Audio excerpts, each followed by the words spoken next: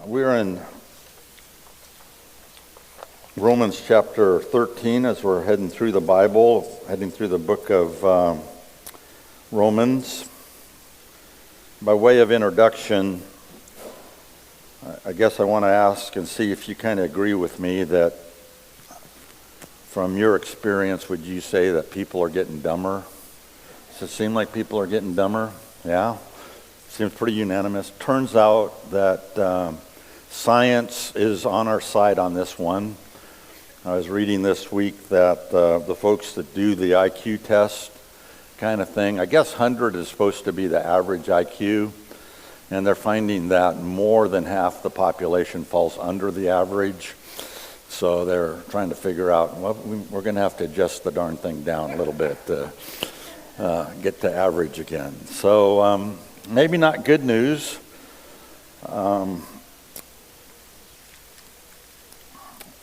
For a long time I've felt like, the whole, I've been part of the Homo sapiens ever since I was born, and I don't trust them a lot for getting things done well. Often I'm amazed, you run across your St. Patrick or some amazing good thing, kind thing, brilliant thing somebody does. But man, it goes off the rails a lot too when the Homo sapiens are involved. And this passage that we're going to be looking at deals with some of this. I want to read you a little bit more bad news before we get to this. This is sort of the theme today. Turns out that been lots of studies recently of this, but the effect of stress on your brain. It is cumulative, and it turns out that high levels of stress continuing all the time releases this thing called cortisol, which is handy. It's the stuff that generates flight or fight. So if you're in a situation where you need to fight or run, it's kind of handy. It sort of gets you focused a little bit, and it gets you attentive to the situation, hopefully helps you out of that situation. Problem being that if you're all cortisol all the time, that you're just like stressed out and in flight or fight mode, like continually in your the psychological makeup of your life, it has this corrosive effect in your brain. It's like too much, and so it starts to change your brain, and it does certain things like It shrinks your brain for one, which some of us can't afford a lot of that. Brain cells start dying. The shrinkage of the area that's responsible for processing emotions shrinks, and you start to get a lot less range in your emotions, and you start, whatever are your primary emotions, those pathways start to get really in there. So like you'll find if you're under a great deal of stress continually, and then you have some really great things happen, that the joy that you experience is less than it ought to be. You don't really rise up out of, because your brain's not used to that. It's been so used to these other emotions.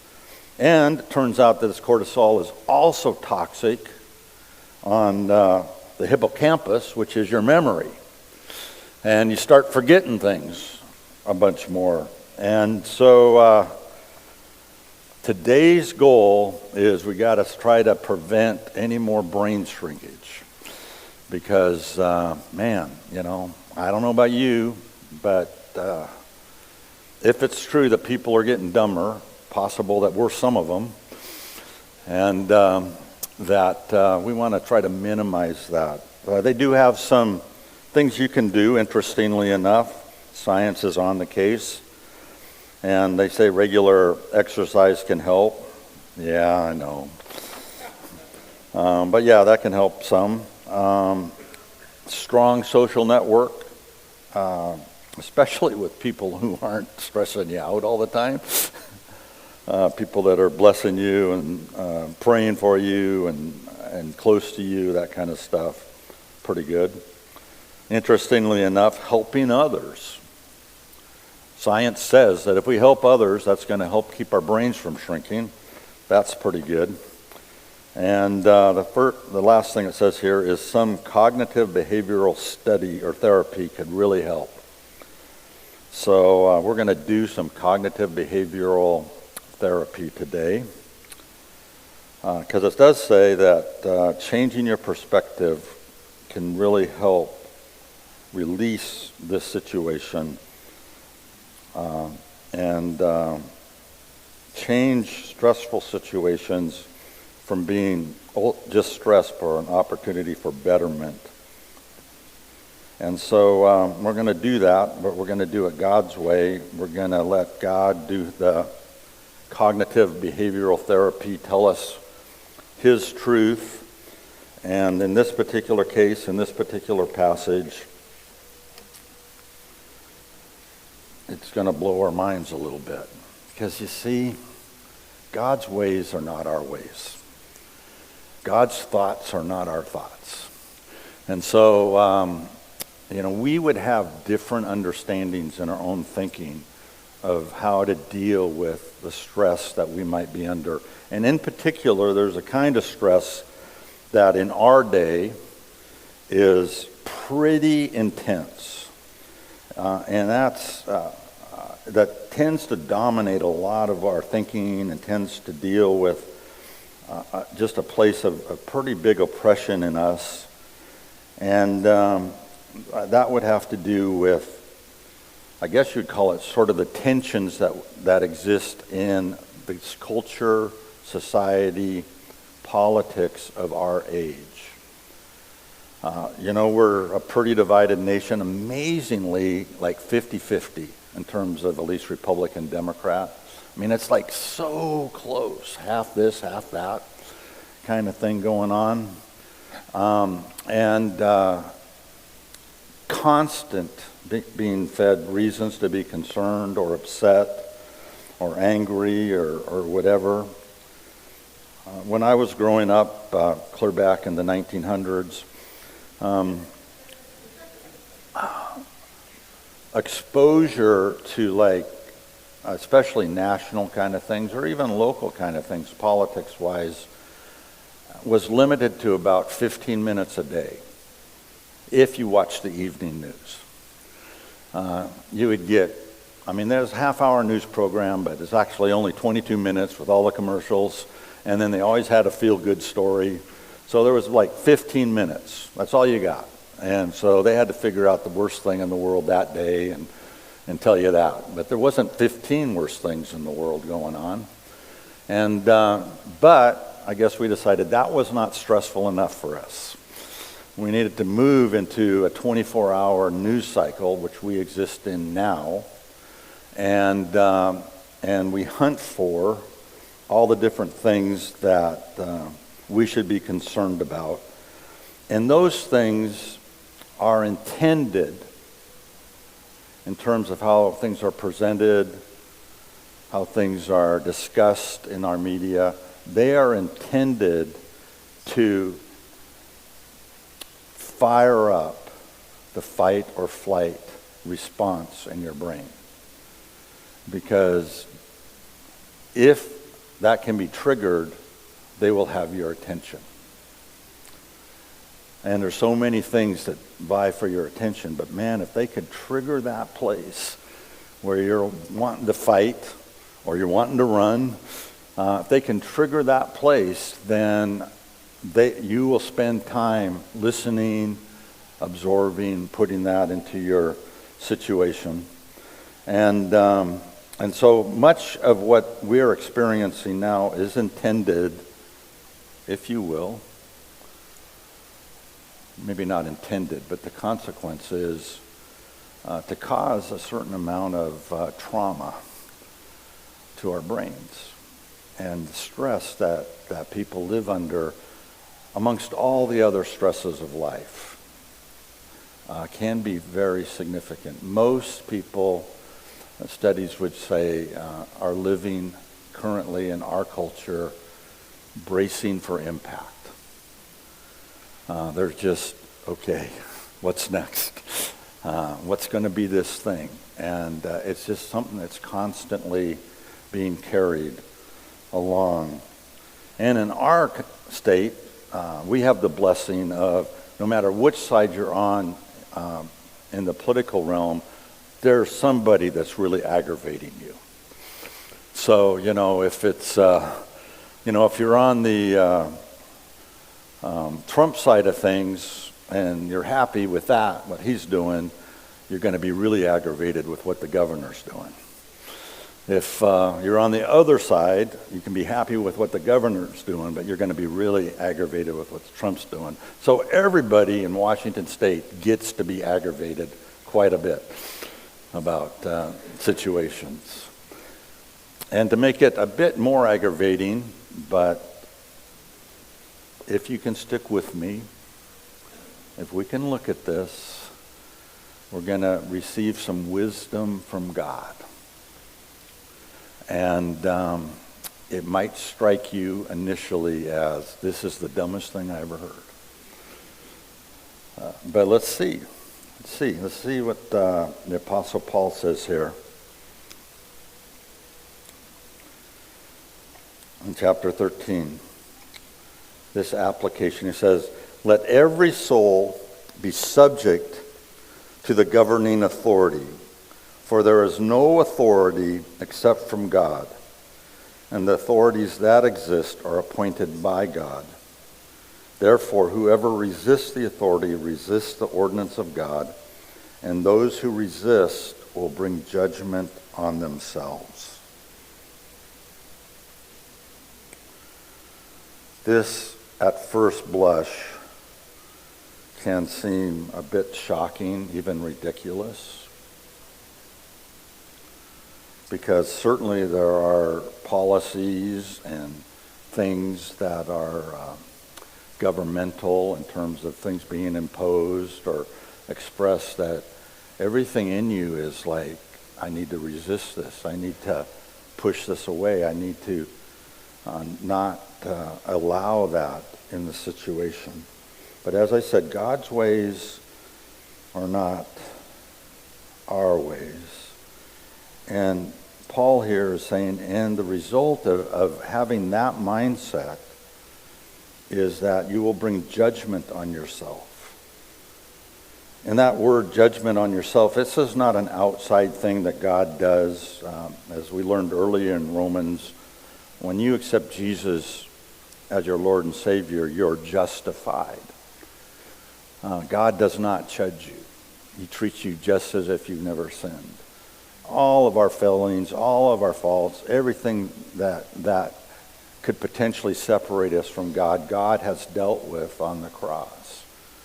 But you can bring things upon yourself by moving in ways that are contrary to the way that God would want us to move. He is our maker, and he knows how to bring about the best outcomes for us. But if we move against those places of his ordinance, places of his instruction, then there are consequences. And frankly, we've been reading about those. The stress levels, the ways that our health can be affected. There are physiological issues, there are psychological issues, there are spiritual issues that come from the toxicity that we allow into our lives when we're moving in ways contrary to how God has designed us. And so I'm praying that we would have fresh ears today, because we don't want to have judgment on ourselves. We don't want to live tired, discouraged, worried, depressed, unable to enjoy the life that God has for us. And so let's listen. Let's try to analyze what Paul is saying here. The first thing he says is we need to understand that who is ever in authority, whoever it is, has been appointed by God. And God is on the throne. Now, this isn't like the will of God, that in the sense of, man, this is the best person or this is whatever. This is what would be called the passive will of God. God knows everything. God knows who people will vote for or what people will rise, and he will allow certain things to happen based on the will of the people, the will of how things go, and he doesn't intervene to prevent that in all situations. So they're there. If God didn't want them there, he is really capable of not having them there. So whoever is there in whatever place of authority, that's by the will of God. Psalm 75, 6 and 7, it says, "For exaltation comes neither from the east, nor from the west, nor from the south, but God is the judge, and he puts down one and he exalts another." And so part of the cognitive therapy is just understanding the way the world really works, and being placed as a child of God in there, understand how you're to operate in that world. Jesus, of course, was confronted at the end of his life, at his trials, and every single person in authority around Jesus was awful. The high priest Caiaphas, terrible. The king at that time of the Jews was not even Jewish, and completely corrupt, Herod. And then he's gotten to deal with this Roman guy, Pontius Pilate, and Pilate is trying to talk to Jesus, and Jesus won't answer him. You might recall the story, and Pilate gets a little bit frustrated, and he goes, "Don't you know that I have authority over your life? I have authority over your life and death." And Jesus said back to him, "No, don't you know? You have no authority except what God has given you." Very different perspective. God is on the throne.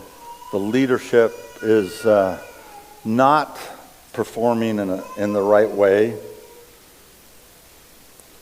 And then you have these disciples walking along and giving their advice along the way too. Peter, in his first epistle, first letter, he writes in a similar fashion to Paul in Romans, and he says, "Honor the king." And Paul, of course, here is writing, "Don't resist the king."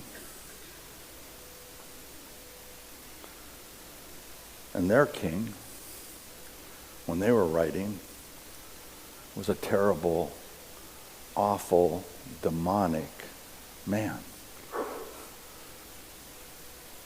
He was Caesar Nero. And he was committed in his insanity to persecuting Christians in the most bizarre and cruel ways. Some captured Christians were sewn into sheep's skins and thrown to the lions, and so the Romans could laugh, "Look, here's the sheep of Jesus," as they're devoured by lions. Others were dipped in candle wax and then put on stakes and lit at night so Nero could mock them. There's the light of the world. I mean, this guy was from hell itself, it seems like. And that guy ultimately killed both Peter and Paul. And here he is writing, don't resist this. Even that guy, even that man, terrible.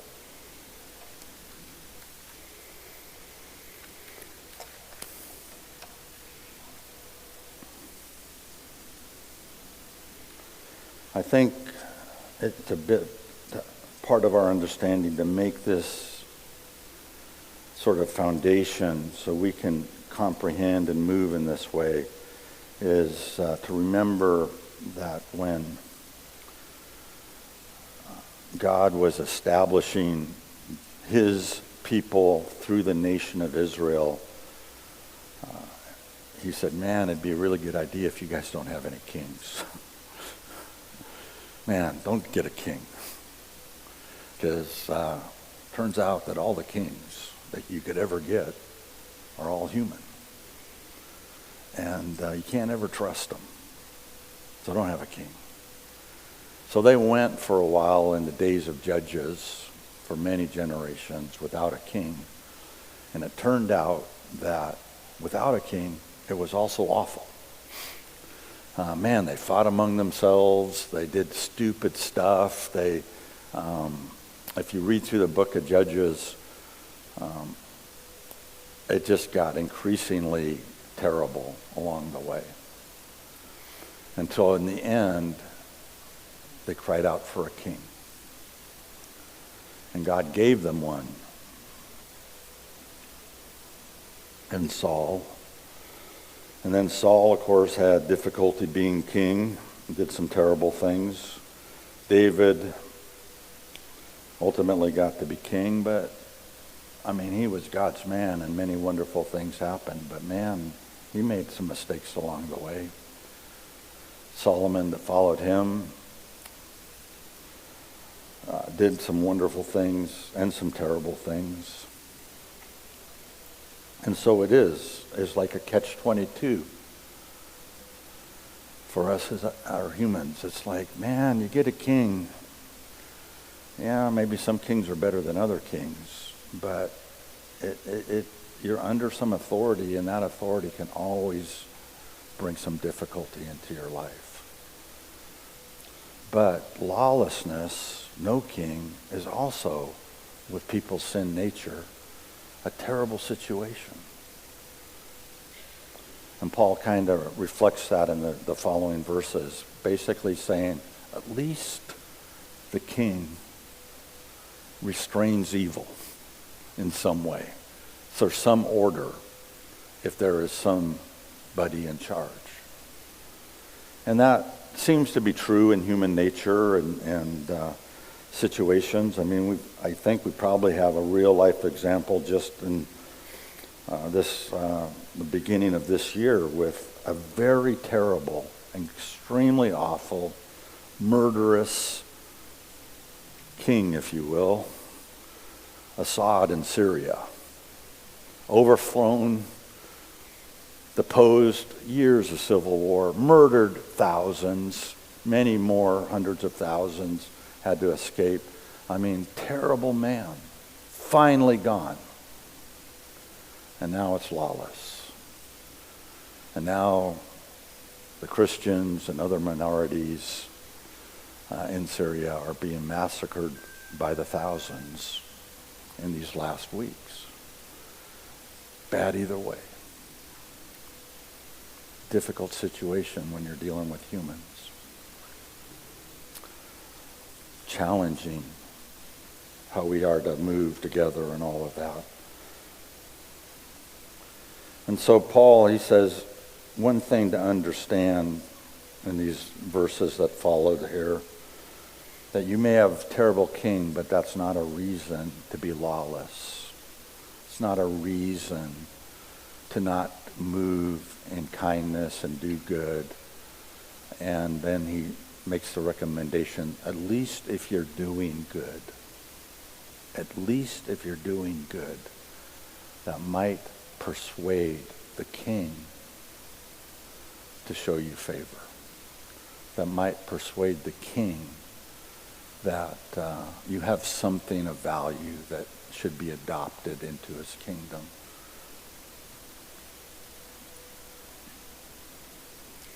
Perhaps incur that kind of favor.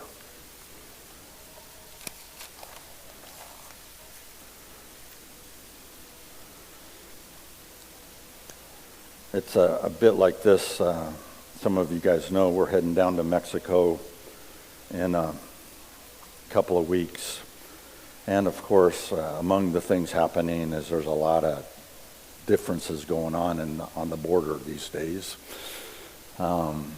And back and forth, trade war kind of stuff. Mexico reacting to our stuff and us reacting to their stuff.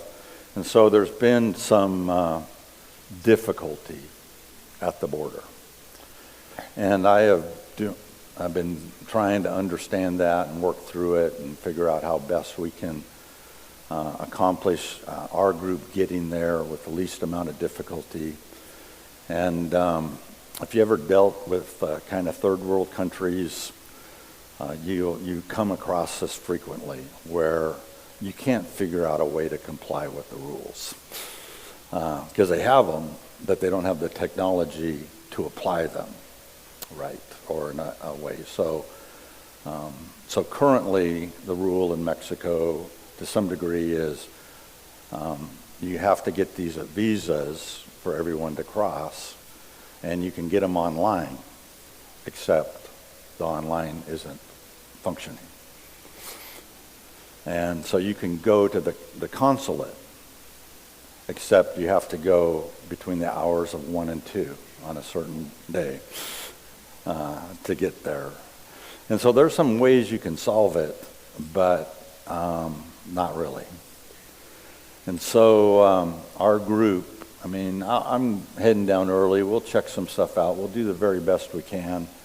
But in the end, we're going to have to rely just on the favor of God for us to arrive where we hope to arrive and deal with whatever it is that we've got to deal with and just do good. Not get mad, not fight. I'm pretty sure it's not a good idea to arm up and try to bust through the border to get there because it's crazy. No, we're going to do good. Bless everybody along the way. Try to work things out and trust God for however it's supposed to be.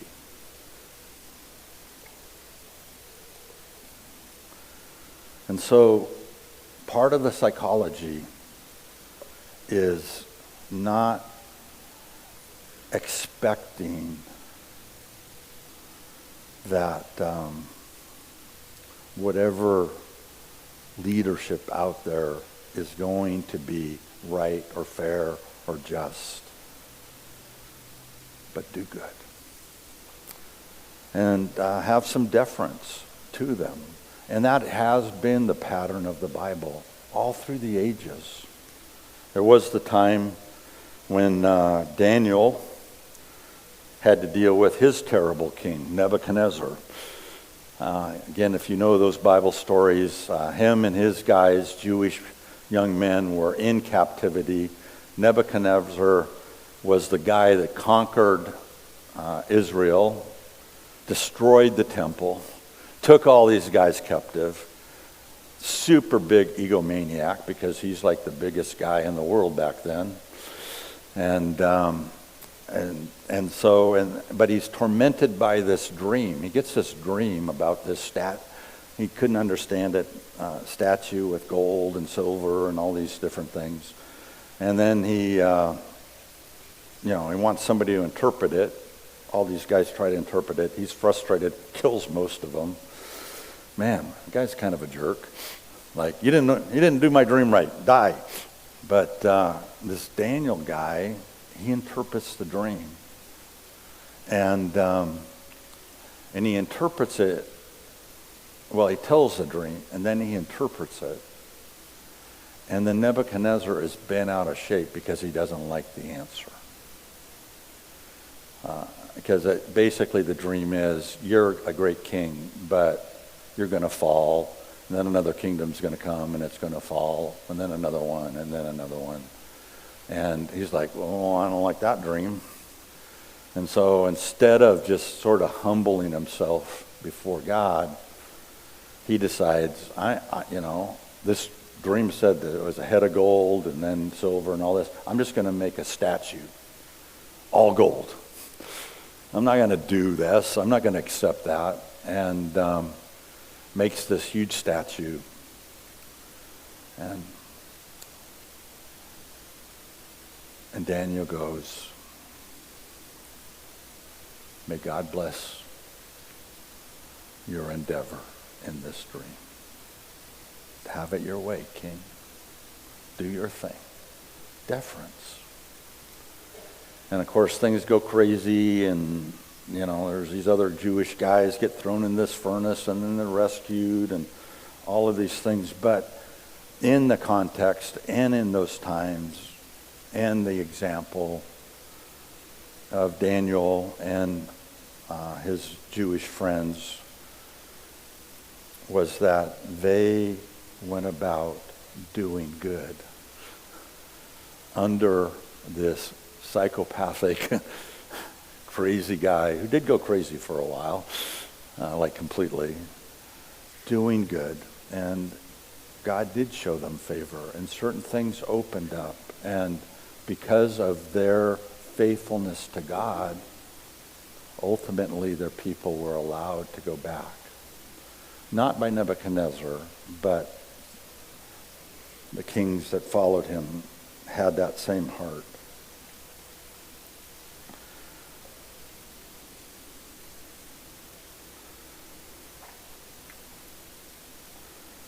All through the Bible, there's been deference to the king. Moses and Pharaoh, Daniel and Nebuchadnezzar, all along the way. And it helps us navigate a difficult world. And we just have that tendency too. Perhaps, at least this is how I would interpret it. In the founding of our nation, we specifically said, man, it'd be a good idea not to have a king.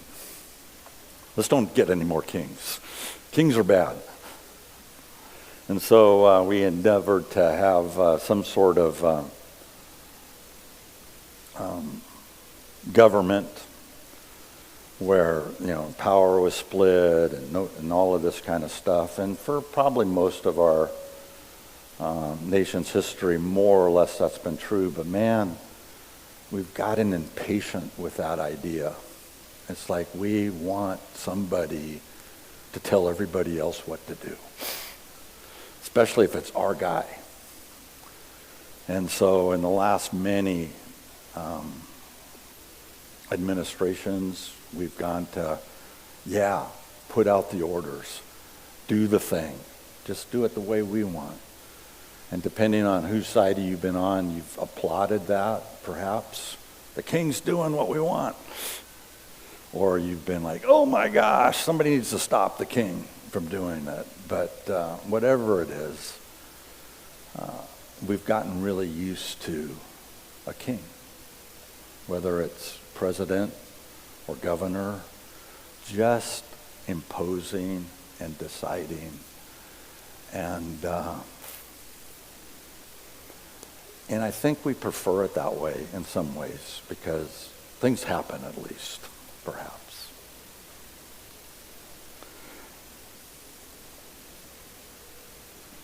So point one,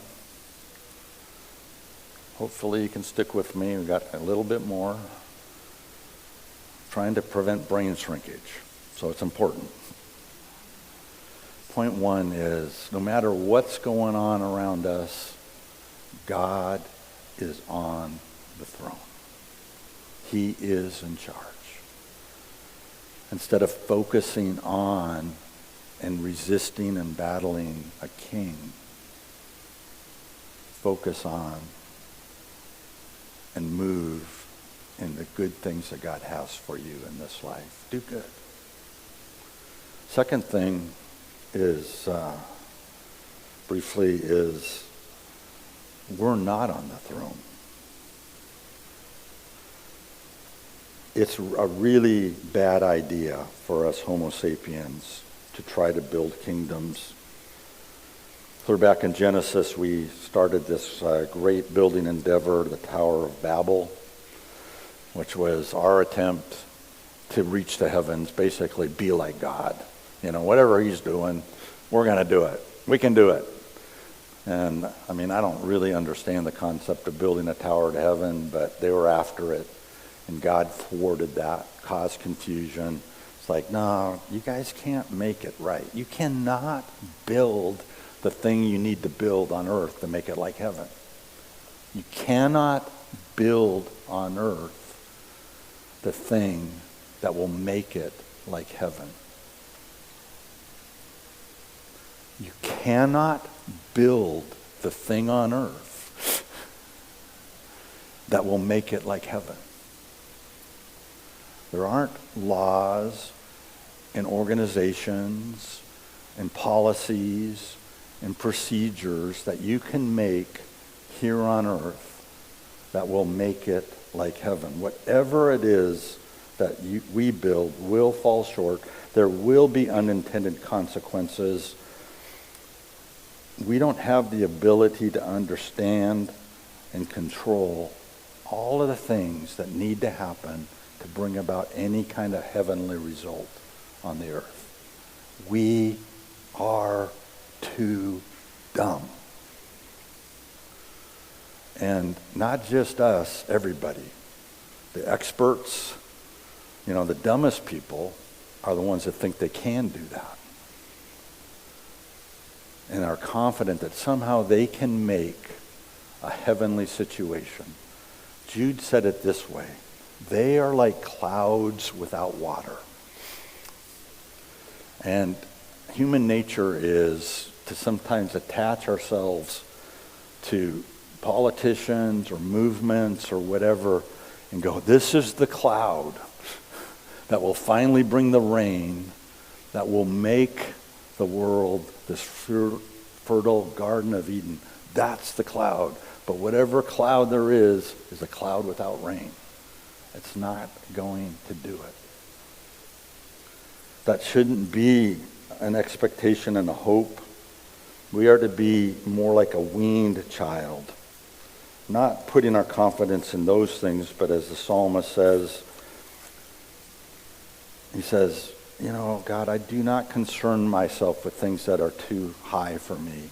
I'm just going to be like a weaned child. I'm just going to try to sit down here, being a kid, trying to figure out your voice and do what you tell me to do. I'm not fixing the world. I'm not changing the circumstances of things. I'm just going to be your kid. And we should know that, because even when we vote, almost always we are voting for the lesser of two evils. And the result of that is whoever won is still evil. Just maybe less. And I don't mean that like in a strict moral sense. It's just not going to be the way that we would want. And we've all experienced that politically. It's like, you know, maybe our people were in place and it turned out they didn't make it all that much better. And maybe the other people were in place and they didn't make it all that much worse. And nevertheless, you know, it's on its tracks and it's moving in its ways. And that's not the place for the people of God. And this last place, and I know I'm going to walk on a little bit of thin ice, but I'll do it quickly, is there's this other thing that's true, and that is, as we're living in the days we're living, we are able, if you have eyes to see, prophecy being fulfilled. Because Jesus and the other prophets told us that before heaven comes on earth, and the only way heaven does come on earth is when Jesus comes back to earth.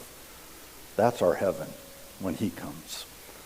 And until that time, and when that time comes, there will be difficulties, atrocities, wars and rumors of wars, and natural disasters that really knock us around, and hatreds and confusions and all kinds of things that are part of what life is, because God does need to get us to quit being tower builders, to quit putting our trust in any other thing but him. And so there, if you will, there's sort of an exhaustion of, hey, let's try this, or let's do that, or maybe this will be the thing. And they just continually will bring frustration upon the earth. And that will be the way it is until he comes back. And so, who's ever in power is fulfilling prophecy. They're just part of the plan for how God wants to orchestrate and move through life. And that's not to be the thing that we're to be focused on. Because this is maybe the place. It's hard. I don't like this. But the prophet Jeremiah with the nation of Israel was constantly trying to get his nation to quit being so stupid. He was like, oh man, if you would just turn to God. Just turn to God. Look at all this bad stuff that's coming. Turn to God.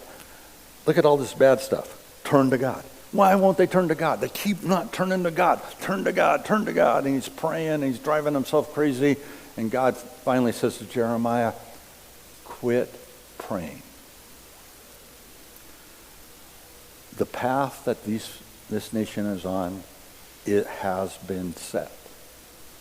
It's written. They are going to go into captivity. They are going to have this difficult time. God will use that to finally change their hearts on certain things. But you're not going to change the course of what's happening by some sort of push. It is written that way. And for all of, let's pray. Let's do everything we can to help us and help our people and speak the truth. But it is written that the world will go through a very difficult time of tribulation before Jesus comes. It's written. It's not going to change. It's not going to be some other thing. As much as all of us want it to be a different thing, it won't be that. And so there doesn't mean, there's not a place in all of that to get ourselves stressed out and worked up and lose our minds, because quite literally,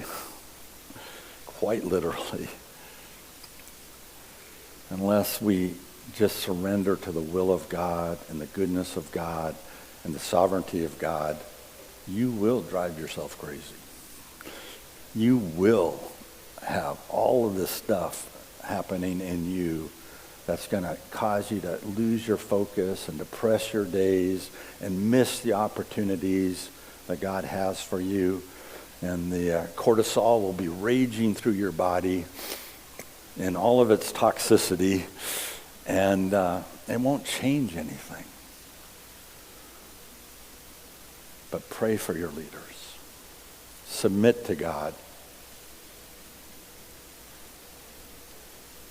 Trust in him. And in that place, this really happens.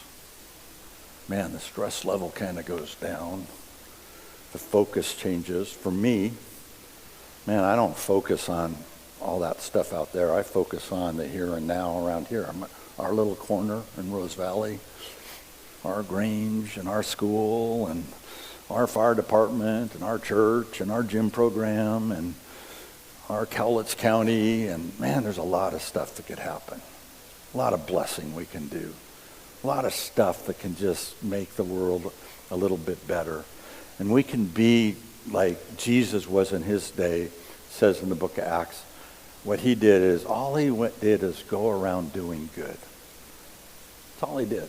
He just went around doing good. All those leaders were terrible. And all he did was go around doing good and touching people along the way and blessing them and releasing them and helping them. Man, that's us. That's what he would desire, is that kind of thing. And leave the other stuff, minimize the attention we give to that kind of stuff, I guess I would say. If you guys want to come up, I want to read one last little weird verse. It's very interesting to me. Out of the little book of Jude.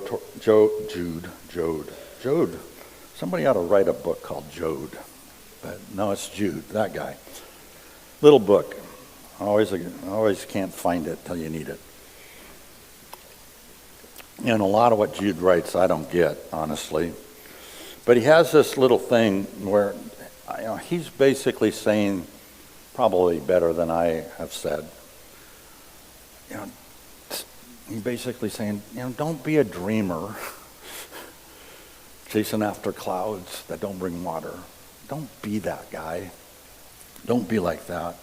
And then he gives this weird example, which I don't really know what it means, but he says, and yet Michael, Jude verse 9, yet Michael the archangel, in contending with the devil when he disputed about the body of Moses, dared not bring an accusation, but said, the Lord rebuke you. Now, I have no idea what Jude is referring to about this dispute with Moses' body. There's some apocryphal kind of stuff that seems to indicate that there was an issue with Moses not being in the promised land when he died, and so Jude is making this reference that somehow Archangel Michael, Satan, arguing. They're fighting over this dispute of Moses. And the archangel doesn't accuse Satan, doesn't say bad things about Satan. It's Satan. It's like, come on, if you're going to fight this, there's stuff to say. That guy's terrible. But apparently, the angel's going, it's not my job to say bad things about you. I leave that to God. It's not my job in this fight to tear you down. Satan, not my job to tear you down and make that the issue. I leave that to God. God's the one that decides all of that. In our fight, it's not against flesh and blood. And yeah, there are things to resist. If authorities are forcing us into things that are immoral or clearly contrary to God, then, we don't do those things. But otherwise, let it go. Save your brain. Give yourself a shot at living out whatever days that we have. The days are evil, but live out the days being good, doing good, loving the Lord, resting in his goodness, remembering the goodness of God. Live that life and be free. Be free from it all. Don't shrink your brain. Father, I pray for us to have that sort of cognitive discipline, Lord, to trust your word and to live in the truth that's there. God, we have created for ourselves in our culture a very high stress scenario. And I imagine almost all of us are living under a lot of those things. Some of that, of course, is political or national or whatever, and some of it's perhaps even just more personal. Other situations and authorities and other stuff that is challenging and hard. But God, I just pray, Lord, that we would be wise in our days, that we would focus and turn our eyes to you, Jesus, the author and finisher of our faith, that we would be students of the Word and lovers of the Lord, and be able to walk upon the earth just doing good. Lord, give us that strength. In Jesus' name, amen.